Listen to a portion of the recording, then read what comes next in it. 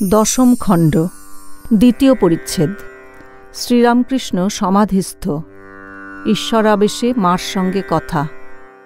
ঠাকুর অনেকক্ষণ বসিয়া আছেন। কেশবকে দেখিবার জন্য অধৈর্য হইয়াছেন। কেশবের শিষ্যেরা বিনীতভাবে বলিতেছেন, তিনি একটু এই বিশ্রাম করছেন, এইবার একটু পরে আসছেন। কেশবের সংকটাপন্ন পীড়া, তাই শিষ্যেরা ও বাড়ির লোকেরা এত সাবধান। ঠাকুর কিন্তু কেশবকে দেখিতে উত্তরোত্তর ব্যস্ত হইতেছেন। শ্রীরামকৃষ্ণ কেশবের শিষ্যদের প্রতি, হ্যাঁ গা, তাঁর আসবার কি দরকার?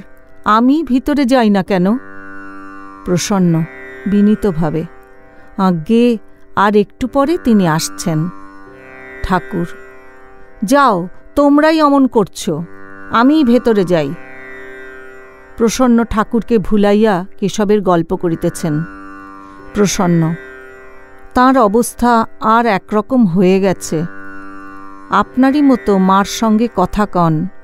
মা কি বলেন শুনে হাসেন, কাঁদেন।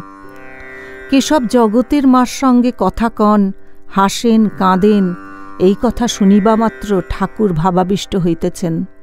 দেখিতে দেখিতে সমাধিস্থ। ঠাকুর সমাধিস্থ।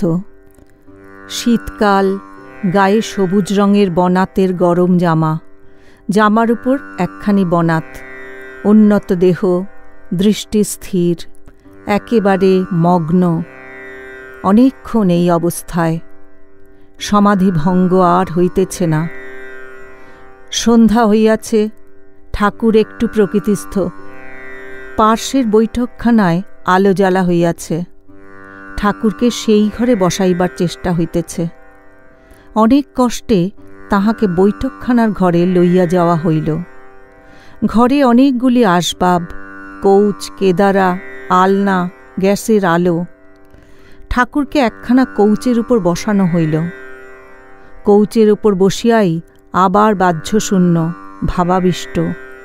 কৌচের উপর দৃষ্টিপাত করিয়া যেন নেশার ঘরে কি বলিতেছেন।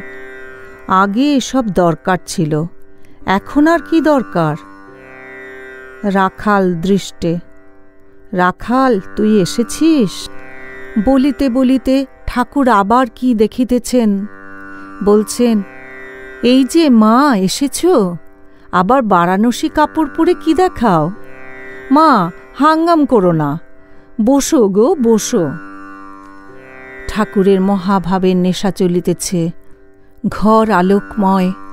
ব্রাহ্মভক্তেরা চতুর্দিকে আছেন। লাটু, রাখাল, মাস্টার ইত্যাদি কাছে বসিয়া আছেন।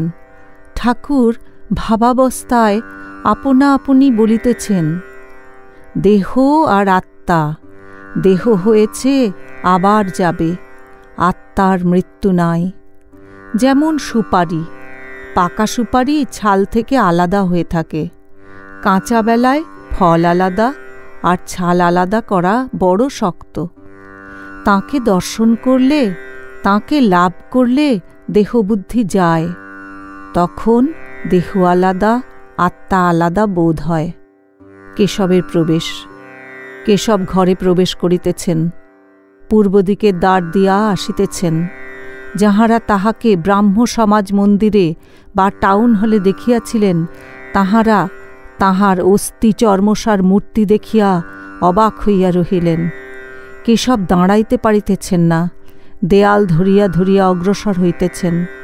অনেক কষ্টের পর কৌচের সম্মুখে আসিয়া বসিলেন। ঠাকুর ইতিমধ্যে কৌচ হইতে নামিয়া নিচে বসিয়াছেন। কেশব ঠাকুরের দর্শন লাভ করিয়া ভূমিষ্ঠ হইয়া অনেকক্ষণ ধরিয়া প্রণাম করিতেছেন। প্রণামান্তর উঠিয়া বসিলেন। ঠাকুর এখনও ভাবাবস্থায়। আপনা আপনি কি বলিতেছেন। ঠাকুর মার সঙ্গে কথা কহিতেছেন।